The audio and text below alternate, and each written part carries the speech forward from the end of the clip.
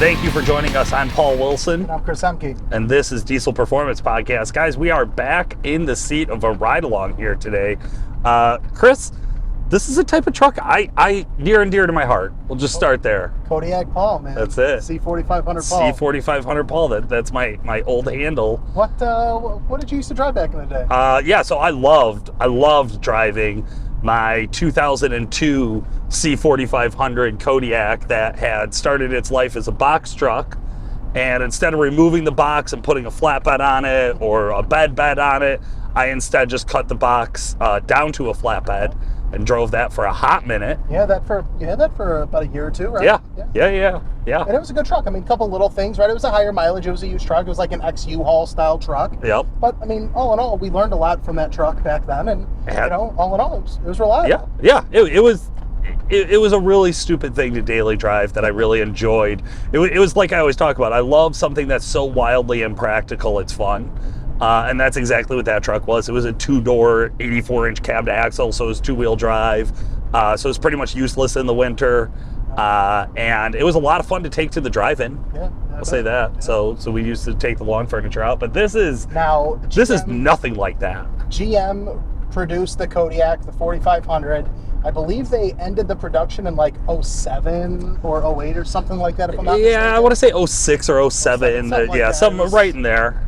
And then they didn't re-release these style chassis until 2019. Yeah, the 4500, 5500 came back instead of an L5P. They call it an L5D, as in Delta.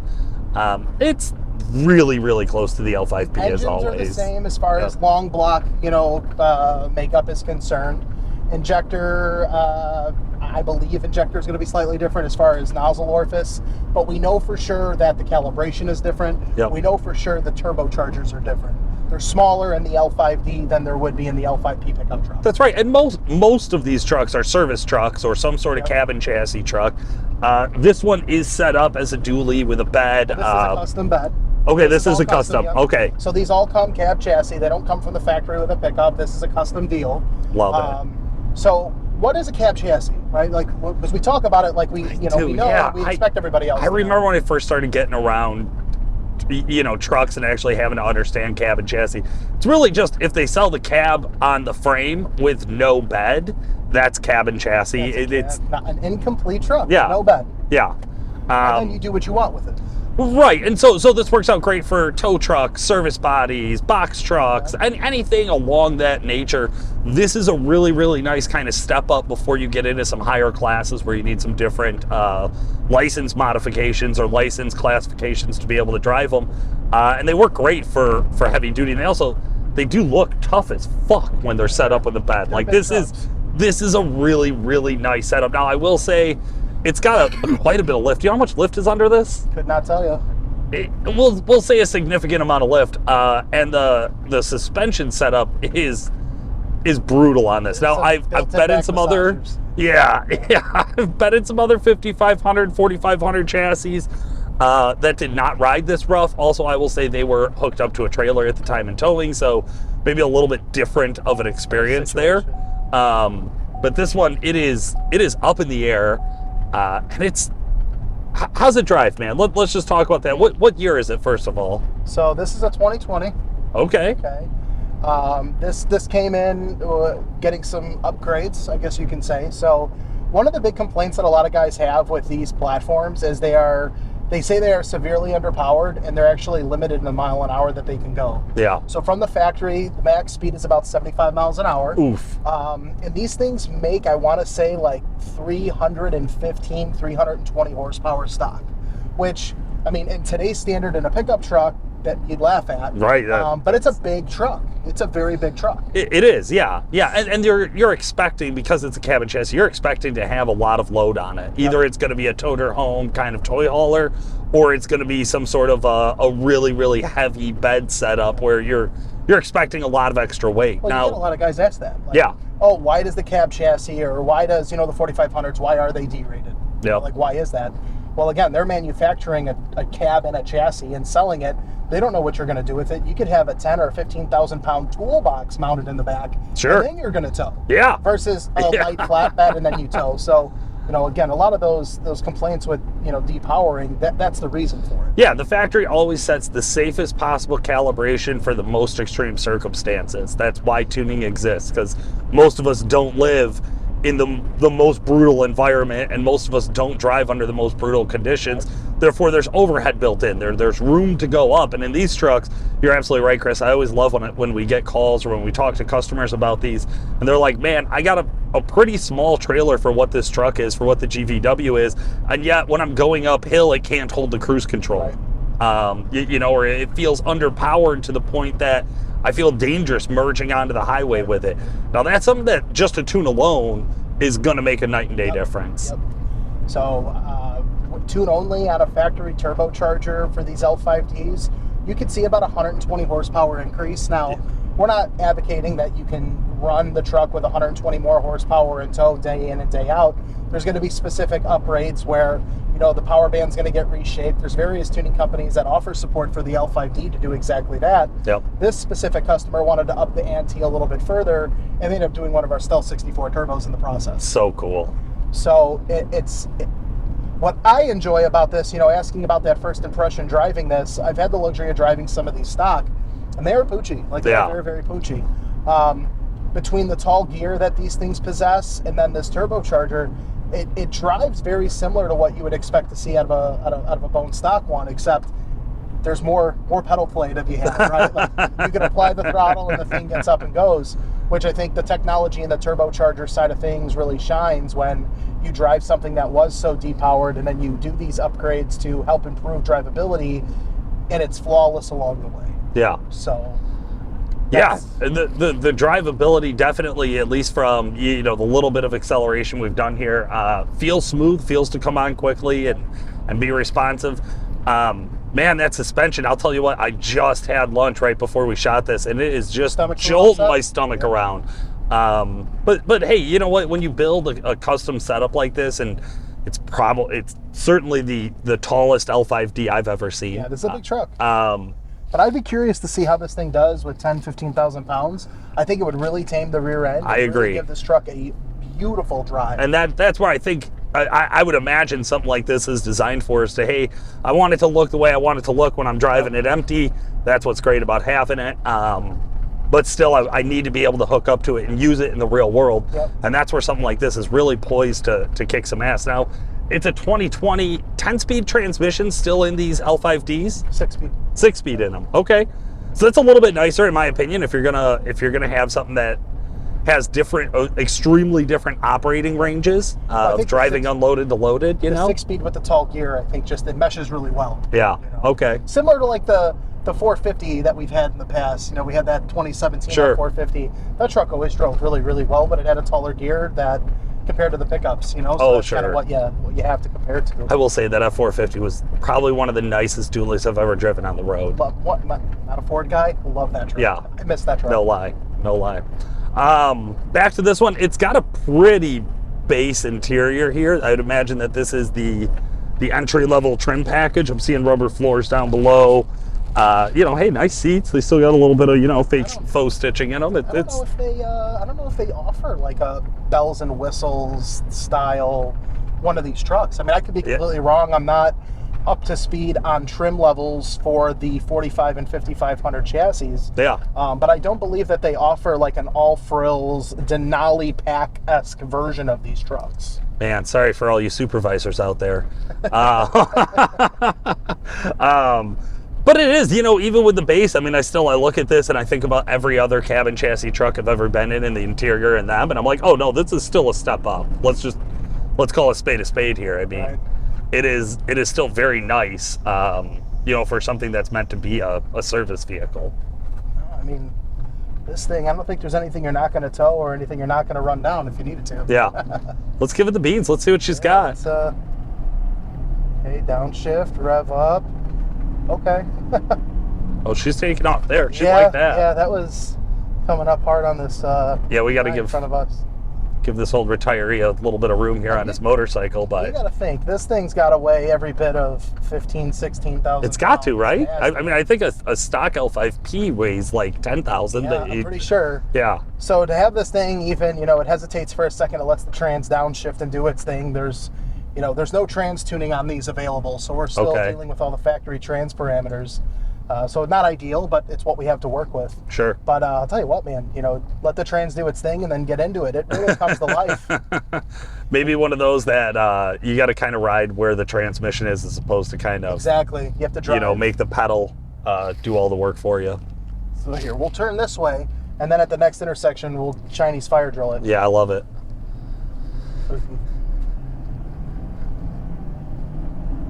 Oh, there she goes. Yeah, that's...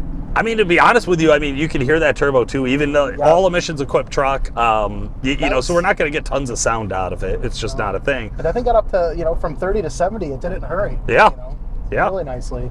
And that RPM, you can see it just walking the RPMs up right into the range that you want it to make torque. What would you want out of something like this? Like, that's the thing. Are you trying to shred the tires on a 15,000-pound vehicle? I know. Please don't. Please don't. I have, and it's not a good idea. It's not a good idea. And I'll tell you why it's not a good idea, because you're only as good as your next mistake. And that's what I've learned about doing burnouts on public roads. Yeah, yeah. No, for the most part, the steering on this is nice and tight. Like, it's a big vehicle, but I feel like the versatility of this vehicle could offer the practicality for it being a daily driver. Yeah. Yeah, which is rare. To be honest with you, how many trucks have we got it where somebody did a lot of modifications, and especially a lift? You and I have talked about driving lift and trucks many a times, and you get in it and you're like, oh, I'm glad you enjoy this. I would never build my truck that way. There's nothing against your choices, but there's certainly not the choices I would ever make for a vehicle I'm going to drive. But this one, I'll tell you from shotgun, this one doesn't feel that bad. It's a bouncy ride, like we said, but it's not brutal. It's manageable. All right, I'm in it now. Let's see what happens. World's first 0 to 60 world record. In a 5500? Yeah. All driving? That sounds right. She's getting through the gears, to be honest with you. She definitely feels like it has the steam to keep going. I'm not going to get myself into too much trouble where we're at. It's a heavy vehicle, man. There's momentum going. But you know what? You were right, Chris. The steering, usually one of the things we find, especially in bigger like trucks, dualies, is you go to get on it and you can kind of feel that understeer starting to push you around and kind of start to feel, is this safe? As that thought always jumps through you. But this one's really not bad. No, it's very, I don't know what the right word, limble, right? It's very limber, or whatever you want to say. Yeah. It's very light on its feet, so to speak. It doesn't feel like it's, when you're going through the turns, and you're leaning into it, you can feel some of the body roll. There's a lot of weight, but it's limble. Limble's the word I'm looking for. I think nimble. Nimble. I think nimble with an N is where we're going with that. But I will say, I will say, as far as it being nimble goes, God, I always remember driving Brett's twin turbo LB7 short bed, and that is probably one of the all-time just easiest to whip around trucks I've ever been in my life. It's literally a car with a truck frame. Yes. It's very light. Yes, small, and it's short low, wheelbase. Super short super low to the ground. A little bit more aerodynamically friendly. This, when I'm turning, I'm giving it some gas. We're going through some S curves back there. You certainly can feel that body roll, but I don't feel like the tires are going to come unplanted. No. It does not feel like slide or like tip over. You literally, I think, just because we're up so high and there's so much flex between us and the actual tires. You just took that turn like we were in a little car. Yeah. Wow. And it's fine. It took it. Yeah. It passed Paul's test. Right. We didn't understeer and push through the tires. We didn't oversteer and swing the ass end around. She's together. What else can you ask for? I would really like to hook up a trailer to this thing. Yeah, I think that's one of those tests that you just have to live through, right? Of what does it feel like to tow? I always know whenever we get into regular cabs, because a lot of the trucks we've driven have been full-size regular cabs, and you do generally get just a lot of bouncing out of the ass end. and then you hook up a trailer on some of those, and hey, depending on your weight distribution, that's going to get better or worse. Yep. Here, I feel like it'd be pretty hard to get it. I feel like you probably don't have to worry about your weight distribution quite as much in this. It feels so well planted. It feels so well grounded. You know, you're going to have a little bit more leeway there. I mean, I would say for a setup, you know, for what these trucks come stock and what we're able to do, we're sitting here driving. I mean, it's easily doing that 65, 70 mile an hour mark with ease. Well, and I have no throttle into this. I'm not standing on it. I'm not halfway down on the pedal to keep it up and moving. Temperatures all look gravy. I mean, nothing looks out of spec. It just feels like a normal truck at a certain point. Just a little extra power. That's it. I mean, well, and considering how much of a dog they feel like from the factory, I mean, if you could get it to feel like a normal truck, I feel like that's a night and day difference. You know, that's like jumping out of a Colorado and into a full-size truck. Now, what I like about this platform too is you're starting to see some of the aftermarket, you know, guys offering parts specifically for the L5D. You know, one of our sponsors, WC Fab, this truck was there. They're doing some custom one-off stuff that they're adding into their product catalog. They offer some of the coolant piping and stuff like that for these vehicles. You know, we have our turbocharger, we have our tuning over at Calibrated Power, DuramaxTuner, that are direct replacements for these things. You know, Exergy, I'm sure if we needed to, because they're similar to the L5P, we could get bigger injectors if that were to ever need to be the case. Like, there are upgraded components that are available on this specific platform, and it is widely popular. It is, so. Yeah, I remember when they first launched them, they also launched an international version of the same truck. The CV515? Yeah, yes, those letters and numbers. Yeah, ABC 1, 2, 3. And it's funny because I feel like the internationals are probably going to be the ones that sit around bone stock forever and nobody will ever dick with them. Like, those are the ones that got sold to fleets and to companies and things like that. And it seems to be the L5Ds, at least the ones that I've seen out in the wild, have mostly been, you know, maybe smaller operations are going ahead and snagging those up and grabbing We've done a couple of the CV515s, you know, the internationals. You know, I wouldn't say they're as vastly popular as the Chevys, you know, but nonetheless, we've definitely seen them. Yeah, and it's always nice, you know, we're out in the Midwest here, so it's harvest time. It's starting to get a little bit crisper in the air, which means we're getting a little bit better airflow across everything. Crisper air, some wind, corn stalks are flying everywhere. That's it. That's what we've been dodging this whole drive. So that's it. And then this is to me the best time to get out and get in your truck and have some fun on the road with it, you know, and be able to kind of give it the beans here and there and test out the brakes and see how the steering feels. You know, it's I don't know. Just feels like fall is the time to fuck around. Absolutely. Well, this has been fun, Chris. I like it. You know, hey, if I had an L5D or a CV515, would I put a lift on it? There's your first question, Chris. Would you put a lift on it? I mean, I think it depends. You know, if I was building a SEMA build type truck and I wanted the biggest, baddest possible build, yeah, hell yeah, I would. Okay. If I'm buying it for a purpose, like I'm towing a huge trailer, I travel cross country, I'm using it for work or just a family hauler, this is a nice four-door. You could fit a lot of people in here. Yeah. I don't think a lift would be the most practical thing I would do with my own money. Okay. No. Okay. How about you? I love the bed. The bed would be like a number one dream upgrade to put a regular truck bed on. You're using it as a practical pickup at that point. And then to me, I think you kind of hit the nail on the head there, that this would be like the ultimate daily driver. Fuck you, I don't care about fuel mileage. Yeah, plus, there's a hard flex on this when it comes to fuel, to say the least. Yeah, exactly. And then to me, it's like, oh, when I go on vacation, I tow something that's badass behind us, whether it's a boat or a camper or whatever.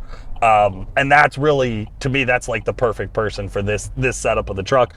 The lift, hey, lifts have never really been my thing. For as good as the steering is, the ride quality sacrificed in this truck really reaffirms my belief in that, I guess is the best way I could phrase it. Oh, definitely.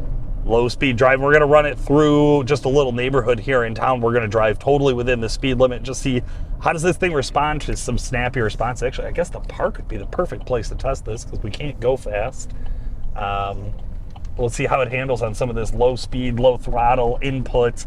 This sometimes when you're in these bigger trucks, that's really where they end up feeling like a pooch, especially with the tall gears and everything like that. It's kind of all working against you to drive around at 20 miles an hour and take stops and turns and things. So I think what we're going to find out here is it's not that the truck's responsiveness is poochy, but our viewers are just going to see us bobbing up and down, or they're going to hear the pitch change in our voice, because literally you feel like you're on a trampoline right now, just banging up and down. It's pretty wild. It is rough, no question there.